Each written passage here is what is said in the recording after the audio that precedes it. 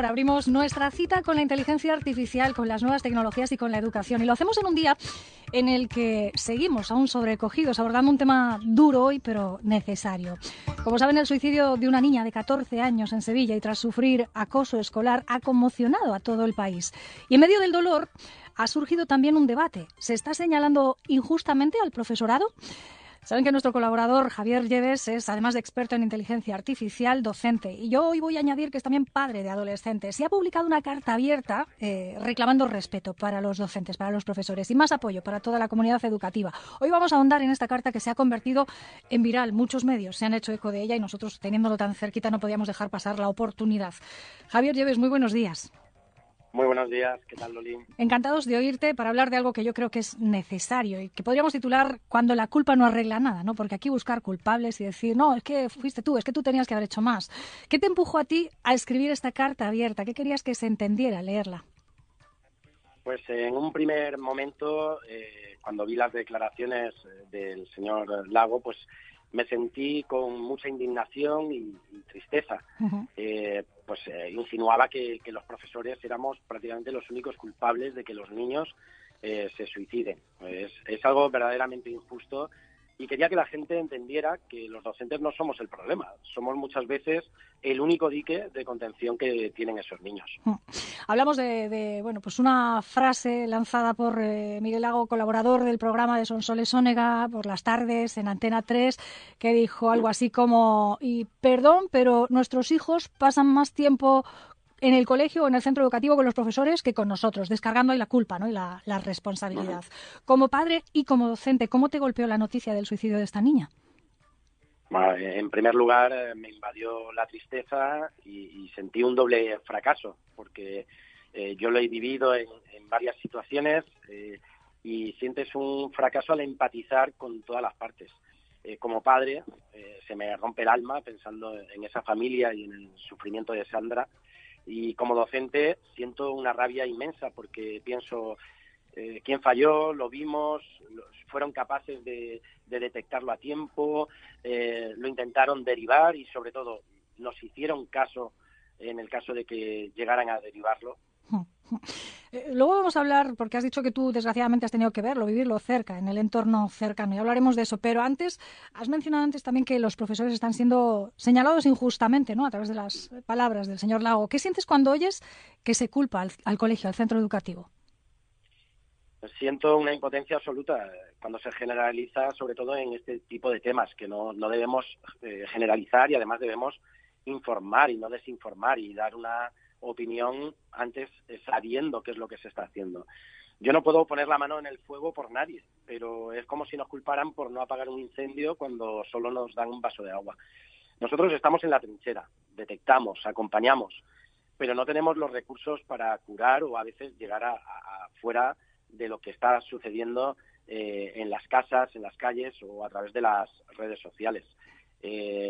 Señalarnos es derivar el foco del problema real, que es la falta de inversión, sobre todo en salud mental y en formación para todos. Uh-huh.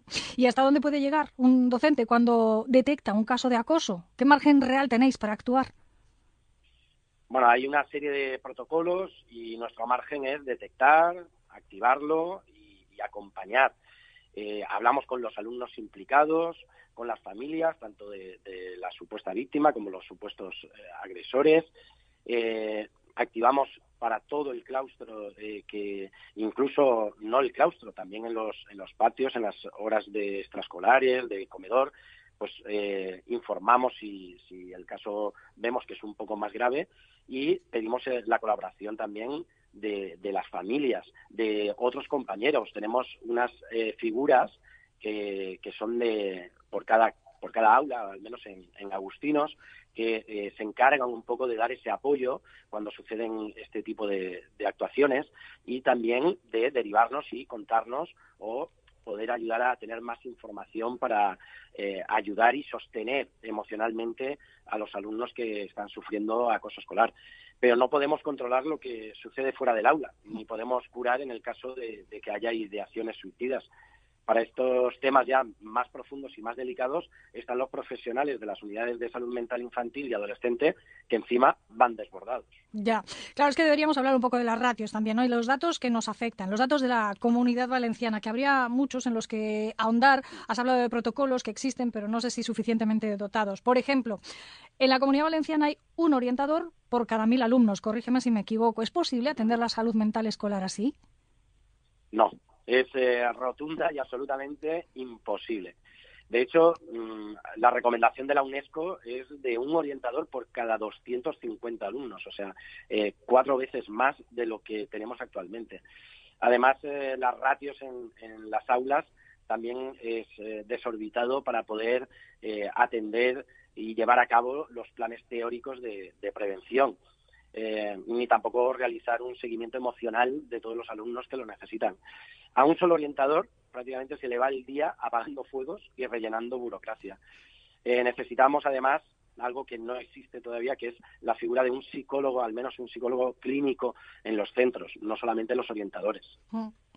Esa es una de las necesidades. Hay otras que se intentan implementar y protocolos que existen, como decía antes, sobre el papel, ¿no? La figura del mediador, el vigilante de patio. Hay tantas cosas que se intentan hacer, pero ¿qué falla para que sigan ocurriendo tragedias como la que hoy lamentamos? Falla todo lo que viene después del papel. Falla el sistema. Fallamos también, por qué no decirlo, la sociedad en general. Concretamente en los centros de nada sirve un protocolo de detección si cuando detectas un caso, por ejemplo, que hay que derivar a la USMIA, le da cita para dentro de 3 meses o con suerte consigue una cita al mes para hacer psicoterapia. Falla la falta de personal. Los protocolos no salvan vidas. Las salvan las personas, los psicólogos, los orientadores, los profesores, las familias, los padres también. Fallan muchas cosas. La USMIA, por si alguien le ha oído mencionarlo, dice de que hablas, la Unidad de Salud Mental Infantil y Adolescente, que existe, que es el recurso público especializado de sanidad al que se derivan, ¿no?, los casos graves, pero el colapso es más que evidente y es uno de esos fallos.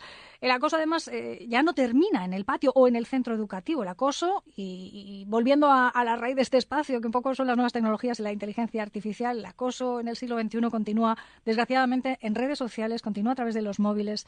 ¿Cómo se vive eso desde el aula? Cuando tú intentas apagar un fuego, más o menos lo tienes controlado, pero luego sale del centro y ahí ya qué. Pues lo vivimos como una pesadilla que no tiene botón de apagado. El niño acosado o la niña antes pues descansaba al llegar a casa, era su refugio, su lugar seguro. Ahora el acoso se mete en su habitación por el móvil. Llegan al día siguiente destrozados, sin haber dormido, porque la humillación ha sido pública y constante. Y ese nivel de ansiedad no se puede gestionar en una clase de matemáticas. ¿Y crees que las familias son conscientes de ese nuevo terreno donde el acoso no tiene horarios?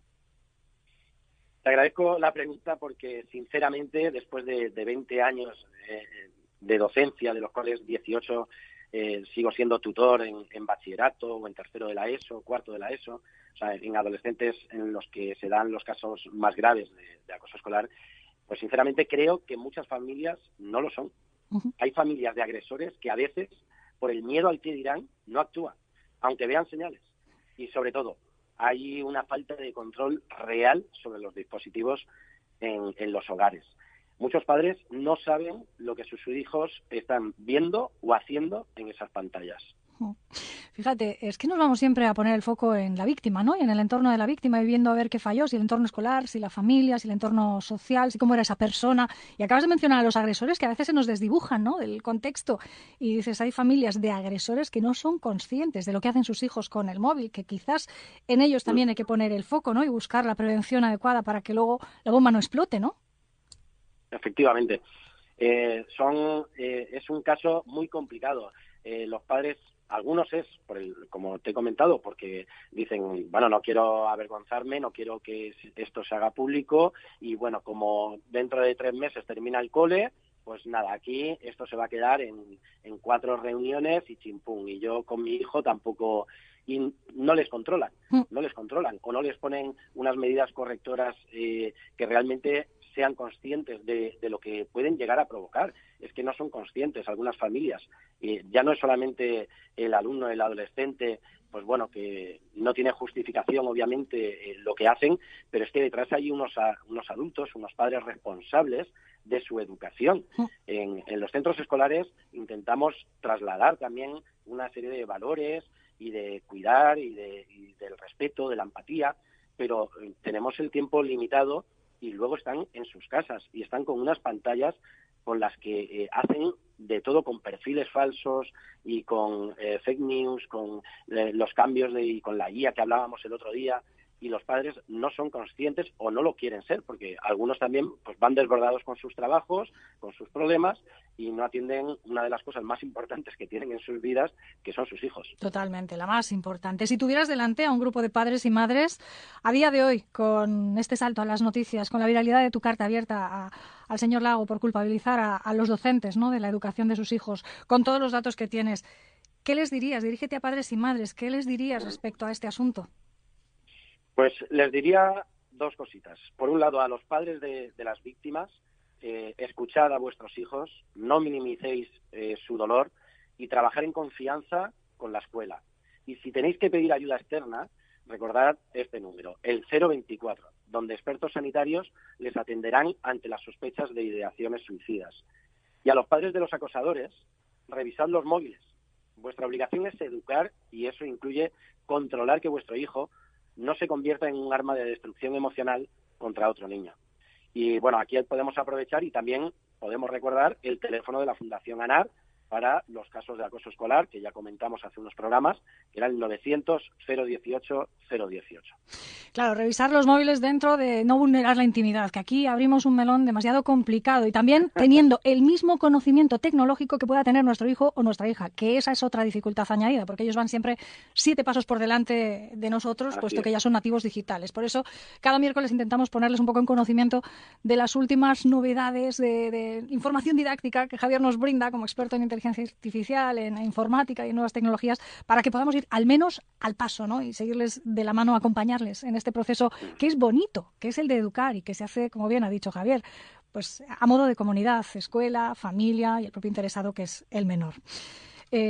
Para cerrar, Javier, ¿qué te gustaría que cambiara después de todo esto? No en los titulares de la prensa, sino en la realidad del día a día. En general, que tomemos conciencia de que es un problema colectivo, es un fracaso social, que hablamos mucho, llevamos muchos años con protocolos diciendo qué vamos a hacer, qué tal, pero luego en el día a día, en el caso a caso, familia a familia, aula a aula, alumno a alumno, estamos fallando de manera colectiva. También tendremos nuestra parte de culpa algunos profesores, pero también algunas familias, algunos alumnos. Hacemos vídeos y hacemos campañas, pero luego también en el momento que detectemos a un alumno que se está rompiendo y los padres pidan una cita a la USMIA, que les den un psicólogo para mañana, no para dentro de 3 meses, y que la ratio en las aulas y de psicólogos nos permita sentarnos 10 minutos con cada niño, mirarle a los ojos y que se sienta escuchado siempre que lo necesite. Ojalá esta conversación sirva o haya servido para mirar más allá del titular, que ni el acoso ni el suicidio se explican con un solo culpable, pero sí con muchas responsabilidades compartidas. Gracias, Javier Lleves, por poner palabras a lo que muchos docentes sienten y por recordarnos que escuchar de verdad puede salvar vidas.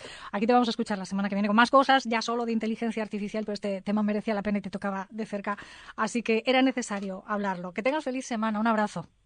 Igualmente, muchas gracias. Gracias, Chao. buen día.